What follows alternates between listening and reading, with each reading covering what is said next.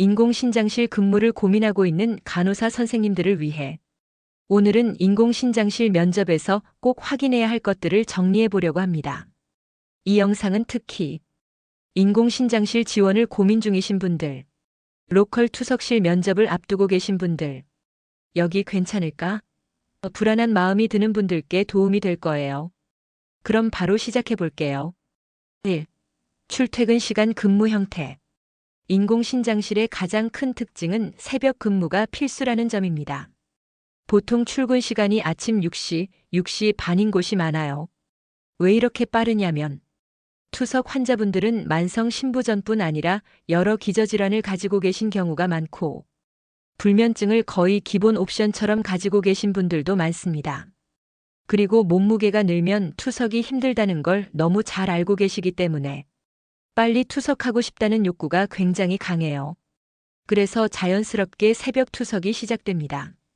만약 6시 30분 출근, 오후 1시 퇴근 구조라면 로컬 인공신장실의 경우 칼퇴가 가능한 곳도 꽤 많고 화목토는 오전 근무만 있어서 더 일찍 퇴근하는 경우도 있습니다.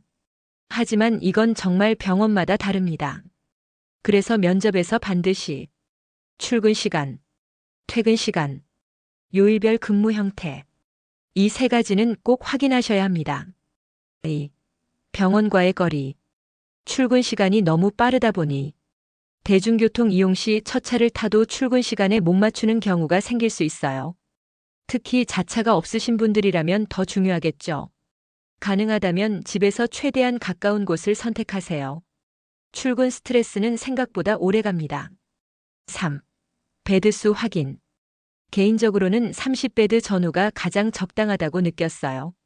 베드수가 너무 많아지면 환자 수가 많아지고 회전 압박이 생기고 간호사 1인당 업무 강도가 확 올라갑니다. 베드수가 과도하게 많은 곳은 아무리 조건이 좋아 보여도 한 번 더 고민해 보시는 걸 추천드려요. 4. 연봉 확인. 연봉 이야기는 예민하지만 그래도 꼭 짚고 넘어가야 합니다. 지역별로 어느 정도 연봉이 비슷하게 형성되어 있다는 말이 많이 들리죠. 너무 적게 주는 곳은 굳이 갈 이유 없습니다. 반대로 터무니없이 많이 주는 곳은 이유가 있습니다. 보통 일이 굉장히 빡세거나 인력 이탈이 잦거나 시스템에 문제가 있는 경우가 많아요. 대략적인 평균 연봉대를 미리 파악하고 여러 군데 면접을 본 뒤 비교해서 결정하는 게 가장 안전합니다. 5. 보조 인력 유무. 인공신장실은 생각보다 잡무가 정말 많습니다. 예를 들면 폐기물 박스 만들기, 드레싱 세트 준비 물품 정리, 환자분들이 이것저것 요청하시는 일들. 그래서 면접에서 꼭 확인해야 할 게 이모님이 계신지 간호조무사 선생님이 계신지입니다. 만약 없다면 거의 대부분 막내 간호사가 다 하게 됩니다. 6. 교육 시스템. 신규든 경력이든 별도의 적응 과정이 꼭 필요한 부서입니다.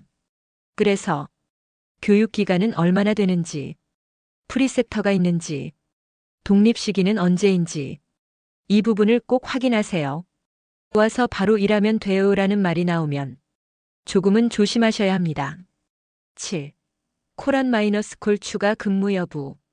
마지막으로 확인해야 할 건 콜 근무와 추가 근무입니다.